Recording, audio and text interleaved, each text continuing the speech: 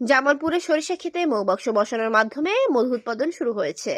কিছুদিন পর পর ক্ষেত থেকে মধু সংগ্রহ করা হচ্ছে এবং মৌমাছির আনাগোনায় সরিষার ফলনও বৃদ্ধি পাচ্ছে।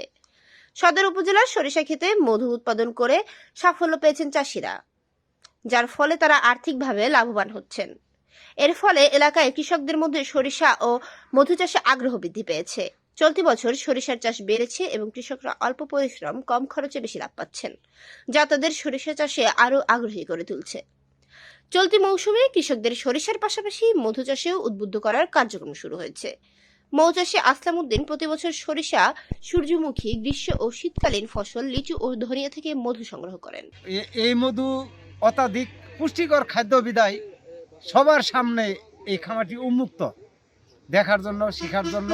যদি কেহ এটা শিখতে চায়, এই বিষয়ে কোনো রকম খামার করতে চায়, তাহলে আপনার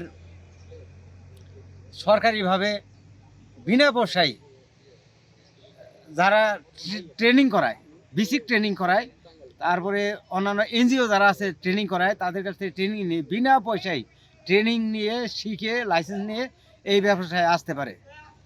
1050 টাকা হলেই এই ব্যবসা দাঁড় করানো সম্ভব, তাতে কোনো রকম লস নাই। আমি 3 বছর চাকরি করছি। চাকরি করার পরে দেখলাম যে মানুষের দ্বারে দ্বারে না করে এখন নিজস্ব একটা ব্যবসা করি। এখন নিজস্ব ব্যবসা বলতে এখানে সবচেয়ে বেটার এবং বিশুদ্ধ খাবার হিসেবে আমি এটা মৌচাষ হিসেবে বেছে নিয়েছি। মৌচাষটা খুব ভালো লাভজনক ব্যবসা।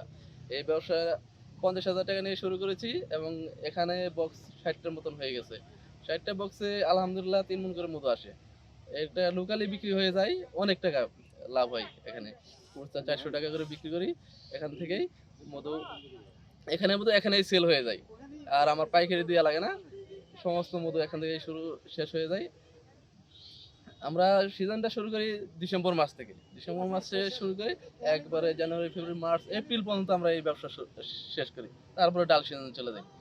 এখন সাধারণ যুবক যারা আছে বেকার না বসে থাকে, আমরা অল্প টাকা কিছু পুঁজি নিয়ে এই ব্যবসা শুরু করতে পারি।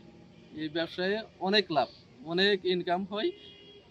বেকার না বসে থাকে বা চাকরির জন্য টাকা পয়সা না খরচ করে বিদেশ, যারা বিদেশ যাবে যাবে, কিন্তু এখানে টাকা বেশি টাকা লাগবে না চাকরির জন্য। যেটা এখন ঘুষ ছাড়া চাকরি হয় না, কিন্তু আমি ওই হিসাবে মনে করি ঘুষ না দিয়ে আপনি নিজস্ব ব্যবসা করেন, অনেক বেনিফিট এখানে।